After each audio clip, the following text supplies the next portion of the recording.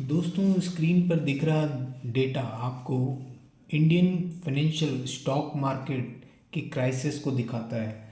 Crisis की history से market भरा हुआ है। अगर आप 1992 में 1991-92 में हर्षद मेहता स्कैम 5,000 करोड़ का जो स्कैम हुआ था उस टाइम के पीरियड को याद करेंगे तो निफ्टी 1400 पॉइंट से गिर करके 950 पॉइंट पर आ गया था। 32% की डिक्लाइन थी। लेमन ब्रदर कोलैप्स 2008 में अब तक का सबसे बड़ा कोलैप्स इंडियन स्टॉक मार्केट का माना जाता है, जिसमें 60% का डिक्लाइन इंडियन मार्केट ने देखा था। 10 जनवरी को जो सेंसेक्स 21,000 पर था वो 27 अक्टूबर को 10 महीने के अंदर अंदर 8,500 पर आ गया था। रशिया यूक्रेन वॉर के टाइम पर जो 2022 के अंदर हमने 17% का ड्रॉप देखा था। 18,308 जो जनवरी 18 2022 को था वो गिर करके 15,183 पर 17 जून को मार्केट आ गया था। 17% का ड्रॉप था। 2015-16 के अंदर रुपीज़ की वैल्यू 68.8 प्रति डॉलर आ गई थी और रुपीज़ बहुत वीक हो गया था, जिसकी वजह से 12% मार्केट डाउनफॉल मार्केट में देखने को मिला था। और उसके बाद गवर्नमेंट ने इंसॉल्वेंसी एंड बैंकरप्टी कोड 2016 इंट्रोड्यूस किया था। ड्यूरिंग कोविड के समय में जो हमने डाउनफॉल देखा था 38% का डाउनफॉल देखा था। जनवरी से मार्च 2020 में 42,000 से गिर करके सेंसेक्स 26,000 पर आ गया था और निफ्टी की वैल्यू 12,400 से गिर करके 7,500 23 मार्च 2020 को 7,500 पर आ गई थी। डीमोनेटाइजेशन के दौरान भी हमने सितंबर 2016 में 8,900 पे जो निफ्टी चल रहा था वो गिर करके दिसंबर 2016 को 7,900 पर आ गया था। यानी कि इस तरह की हिस्ट्री से हमारा जो शेयर मार्केट की जो हिस्ट्री है इस तरह के क्राइसिस से भरी हुई है। शेयर मार्केट कोई बिजनेस नहीं है। शेयर मार्केट एक सट्टा आप इसको कह सकते हैं। इसमें कोई प्रोडक्शन नहीं होता है, कुछ उत्पादन नहीं होता है, कुछ जीडीपी में आपका योगदान नहीं होता है। बस एक मार्केट में शिफ्ट होता है, मनी का शिफ्ट। आपको मैं बता दूं कि वॉच डॉग जिसे कहा जाता है सेबी, उसका क्लेम है कि 93% एफ एन ओ ऑप्शंस में ट्रेडिंग करने वाले और डे ट्रेडिंग करने वाले 90 से 93% लोगों को नुकसान होता है। ये सिर्फ एक शिफ्ट होता है। गरीब आदमी का पैसा अमीर आदमी के पास चला जाता है, बड़े खिलाड़ी के पास चला जाता है और छोटे खिलाड़ी जो नए नए गेम के अंदर कूदे हैं उनका पैसा लुट जाता है। और इसकी वजह से आता है लिक्विडेशन क्रंच। मार्केट के अंदर जो छोटा छोटा जमा पूंजी रखने वाले लोग हैं वो इस तरह के लालच में आ जाते हैं बाज़ार के। जब बाज़ार के अंदर आपको दिखता है कि लोग बार बार इस तरह के यूट्यूब प्रमोशंस डालते हैं कि मार्केट इतना गिर चुका है, ये एक अपॉर्चुनिटी है, फॉरेन इन्वेस्टर्स पैसा निकाल रहा है, फॉरेन इन्वेस्टर के पैसा निकालने की वजह से मार्केट में अपॉर्चुनिटी आई है, फिर मार्केट ऊपर जाएगा। इस तरह की बातों में आकर के लोग अपनी जमा पूंजी लगा देते हैं और 93% लोगों को इसमें नुकसान होता है। 100 में से 93 लोगों को नुकसान होता है। 7 लोग जो हैं वो 8-10 लोग जो हैं वो आर्टिफिशियल इंटेलिजेंस की भी मदद लेते हैं, हाई स्पीड नेटवर्क की भी मदद लेते हैं। उनके पास एक पूरी टीम होती है और एक बड़ा पैसे का सोर्स होता है, मार्केट को फ्लक्चुएट करने की पावर होती है उनके पास में।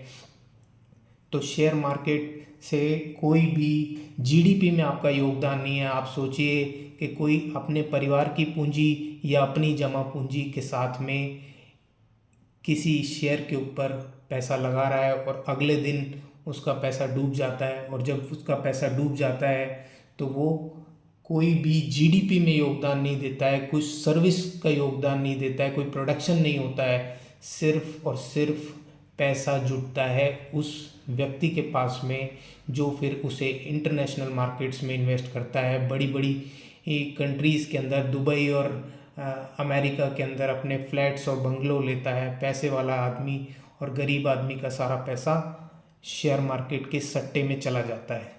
तो शेयर मार्केट आम आदमी के लिए नहीं है। कभी इस झांसे में नहीं आना चाहिए आम आदमी को। इससे लिक्विडिटी क्रंच देश को देखने को मिलता है। देश का जो काम करने लायक युवा है वो बैठ करके स्क्रीन के ऊपर सट्टा बाजारी करता है, अपने परिवार के अपनी जमा पूंजी के को उसमें लगा देता है, और उस नुकसान के बाद में बहुत से लोग उस नुकसान के झटके से निकलने में उन्हें या तो बहुत समय लगता है या काफ़ी लोग सुसाइड कर लेते हैं। तो ये वीडियो उन लोगों के लिए है जो आज की डेट में शेयर मार्केट के प्रति अपना बार बार जिनका मन लुभा रहा है और लालच फेस कर रहे हैं कि अब हम पैसे को कहाँ लगाएं। ऐसे युवा जिनका किसी तरह का कोई फ़ायदा उनको लग रहा था, जिसके लिए उन्होंने जमा पूंजी इकट्ठी कर रखी थी, अब उन्हें लग रहा है कि मार्केट में डाउनफॉल है तो क्यों ना हम मार्केट में इन्वेस्ट कर दें। तो आप देख रहे हैं कि मार्केट कितने बड़े बड़े क्रंच देख चुका है। अभी मैंने आपको बताए एक के बाद एक ऐसे 15-20-25% के क्रंच मार्केट में कोई बड़ी बात नहीं है। सिर्फ डीमोनेटाइजेशन मार्केट में इंट्रोड्यूस करने की वजह से एक पॉलिटिशियन के सिर्फ इतना कह देने से मार्केट 11% गिर गया था। मैंने अभी आपके साथ में सारा डेटा शेयर किया। इस डेटा को आप वेरीफाई कर सकते हैं खुद, आपके पास एक्सेस है गूगल का। आप चार्ट देखिए पुरानी डेट्स में, मैंने डेट के साथ मेंशन किया है, उन पीरियड्स को मेंशन किया है। उन पीरियड्स में जा कर के आप चेक कर सकते हैं। मार्केट में कितनी गिरावट आएगी ये कोई नहीं कह सकता। ऊँट किस करवट बैठेगा इस बात का अगर आप अंदाज़ा लगा रहे हैं तो इसी को सट्टा लगाना कहते हैं, कि अगर ऊँट इस तरफ बैठा तो मेरा फ़ायदा और इस तरफ बैठा तो मेरा नुकसान।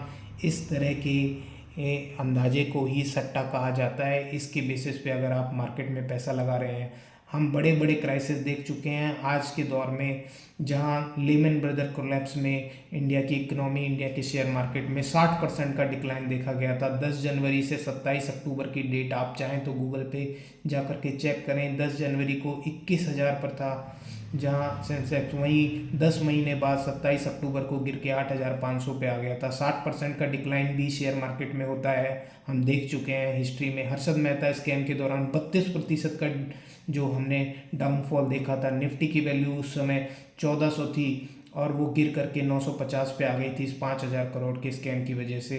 रशिया यूक्रेन वॉर की वजह से 17% का ड्रॉप मिला था हमको जनवरी 18 से लेकर के 17 जून के बीच में। तो ये कोई बड़ा डाउनफॉल नहीं है। अभी भी हो सकता है फॉरेन इंस्टीट्यूशनल इन्वेस्टर कितना पैसा निकालेंगे। हमारी सारी जमा पूंजी ऑलरेडी, आम आदमी की जो जमा पूंजी पहले एफडी में और आरडी के रूप में पोस्ट ऑफिस और बैंकों में हुआ करती थी, आज बैंकिंग सिस्टम कोलैप्स की तरफ बढ़ रहा है। जमा पूंजी बहुत ज़्यादा कम हो गई है लोगों की। लोगों ने शेयर मार्केट में पैसा लगा दिया है और ये शेयर मार्केट जो है डोमेस्टिक इन्वेस्टर्स की वजह से इतनी पीक पर चला गया है। मैं आप लोगों को हमेशा यही सलाह दूंगा कि आप बिल्कुल भी इस लालच में नहीं आए। अभी अगर मार्केट में डाउनफॉल है तो कोई नहीं जानता कि ये डाउनफॉल और कितना होगा, और अगर आपको इसमें फ़ायदा होता है तब भी आप कोई जीडीपी में योगदान नहीं दे रहे हैं। ये सिर्फ इतना है कि किसी का नुकसान और किसी का फ़ायदा, और अल्टीमेटली इसमें देश का नुकसान होता है, क्योंकि युवा आदमी एक को फ़ायदा हो जाता है, दूसरे को नुकसान हो जाता है, तो इधर का पैसा उधर चला जाता है। जो कंपनी है वो अपने मार्कअप कमा लेती है, गवर्नमेंट को स्टाम्प ड्यूटी मिल जाती है, टैक्सेस मिल जाते हैं, लेकिन इससे जीडीपी में कोई योगदान नहीं मिलता है। इससे सिर्फ और सिर्फ इंडिया की इकोनॉमी को नुकसान होता है, क्योंकि वो जो जवान युवा पढ़ा लिखा आदमी जो मार्केट में जा कर के कुछ कमा सकता है, कुछ पैदा कर सकता है, कुछ प्रोडक्शन कर सकता है, वो बैठ करके शेयर मार्केट में सट्टा लगा रहा है। तो इस तरह की इम्पोर्टेंट और फाइनेंशियल जानकारी, रियल एस्टेट की जानकारी और लेटेस्ट अपडेट के लिए हमारे चैनल पर बने रहें। शेयर एंड सब्सक्राइब करना ना भूलें। Please share and subscribe. Thank you.